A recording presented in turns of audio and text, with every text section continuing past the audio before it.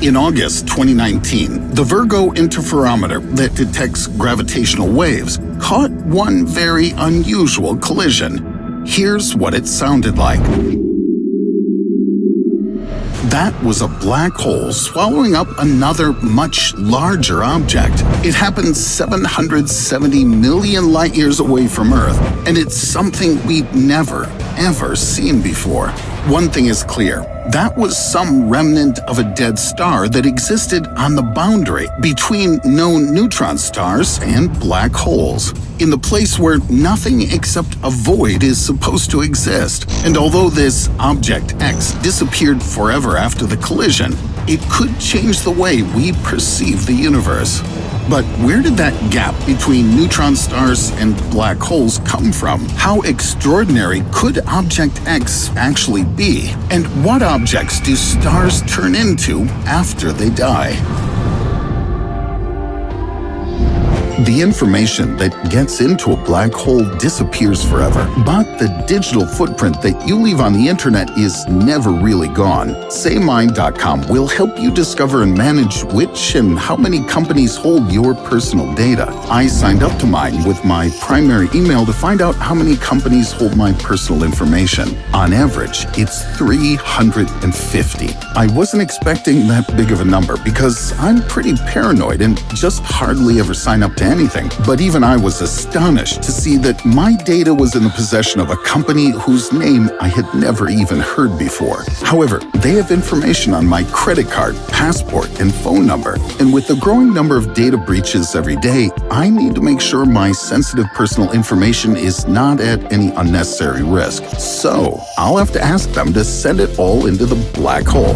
The best way is to make an official reclaim request to the company by email, but for you not to draft it yourself, not to lose correspondence, and accurately control the deletion of data, you best use Mine. Just 2 clicks, and Mine helps me send the company an official request to delete my data directly from my own inbox. If you change your mind, the data deletion can be undone in the first hour. All requests are within a single tab, and you don't need to search for correspondence with companies in your mail. Go to SayMind.com, sign up, and regain control of your personal data. It's certainly easier than trying to erase your digital footprint using a black hole.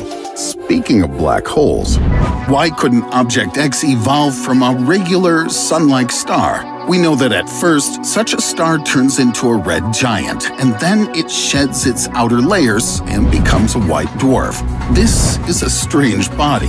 Its mass can be compared to that of the Sun, but it's hardly bigger than Earth. There are almost no fusion reactions in it, and its dim light is a star's residual heat. As a matter of fact, a white dwarf is a barely flickering corpse. In one of the simulations, NASA scientists tried to place it instead of Object X and saw that the black hole absorbed it with a flash. However, nothing like this happened when that mysterious collision occurred. What's more, white dwarfs cannot be as massive as Object X. The Chandrasekhar limit is the maximum mass of a white dwarf star, and that means there's no way it can be more than 1.4 times heavier than the Sun. But what if, while searching for Object X, we test this theory and make 2 small white dwarfs crash into each other? That's precisely what happened 7,000 light years away from Earth, in the constellation of Cassiopeia. A couple of 2 white dwarfs produced a bright and very exotic zombie star. Some astronomers compared it with Frankenstein's monster. But eventually, we'll see that the Chandrasekhar limit isn't just a saying, as gravity will compress the stellar corpse and make it even more extreme. And then it really will begin to look like Object X. But why can't remnants of even larger stars and products emerging after collisions between white dwarfs be our Object X? Rigel, a blue supergiant star, is 17 times more massive than the Sun, and one day it's going to explode as a supernova.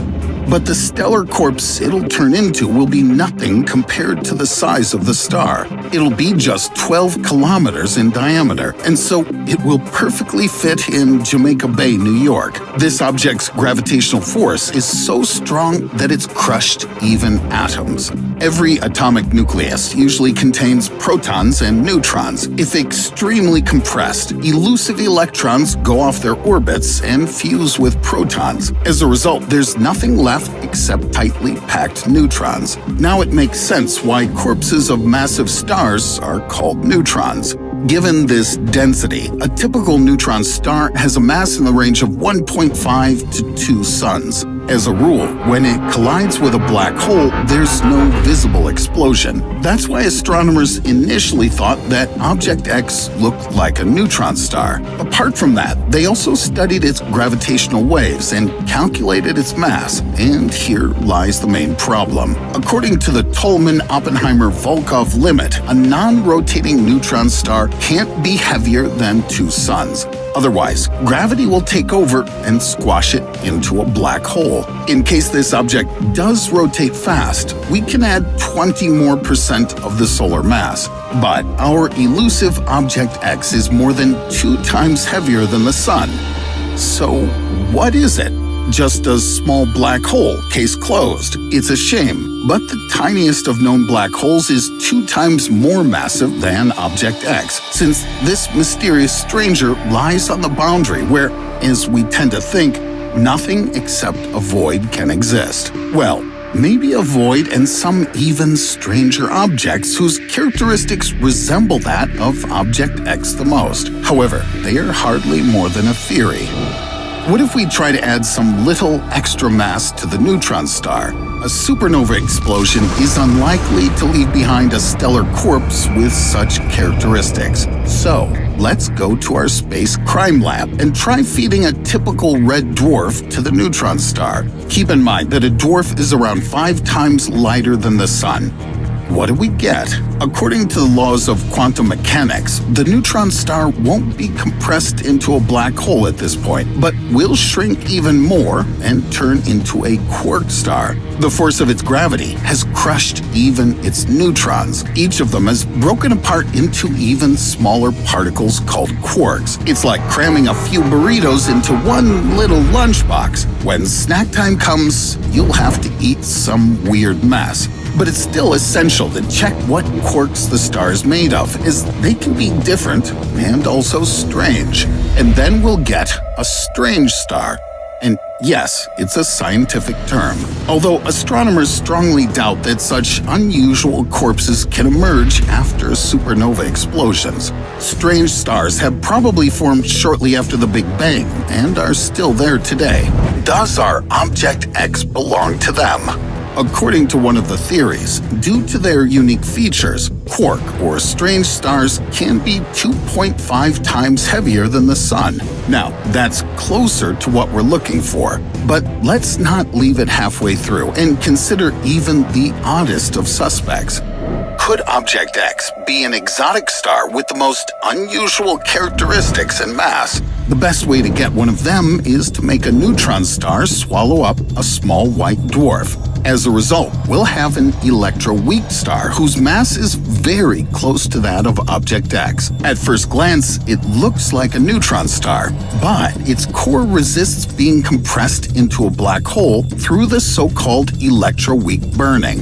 And it gets energy from those very quarks that, under other conditions, produce a quark star. However, it's estimated that an electroweak star can last 10 million years at most, and eventually it'll collapse into a black hole. Although, according to basic principles of quantum gravity, there may be an alternative outcome. This celestial body is very similar to a black hole, but don't let it trick you. You're looking at a Planck star. If a supernova explosion makes energy accumulate in a certain way, the laws of quantum mechanics won't let the stellar corpse become a black hole. At the same time, a Planck star, as well as electroweak and quark ones, turns out to be nearly a perfect candidate for Object X. And finally, here's the last theory, and it gives scientists a splitting headache. Indeed, the black holes that form after supernova explosions can't be lighter than 5 suns, as they immediately absorb a lot of matter emitted by the dying stars. But if some unknown law of physics spoiled the first breakfast in the black hole's life, this also makes it a potential Object X. In fact, all our versions are so bizarre that whatever our stranger really is, it's a breakthrough for astronomy anyway. And not only for astronomy, since many of us contact dead stars daily. When neutron stars collide, heavy metals like gold occur. You heard right. Your jewelry is literally made of blown stellar corpses. In the long run, Object X could emerge this way too, in case, for whatever reason, some 2 small neutron stars released a lot of mass when hitting each other. That's how a previously unseen black hole lighter than 3 suns could be born, together with gold dust sufficient for forming a whole new planet. Who knows, maybe right now you're wearing a piece of Object X on your neck, hands, or ears. Check out this video if you want to learn more about the rarest objects in the universe. There's a galaxy with another galaxy inside of it. How is this even possible?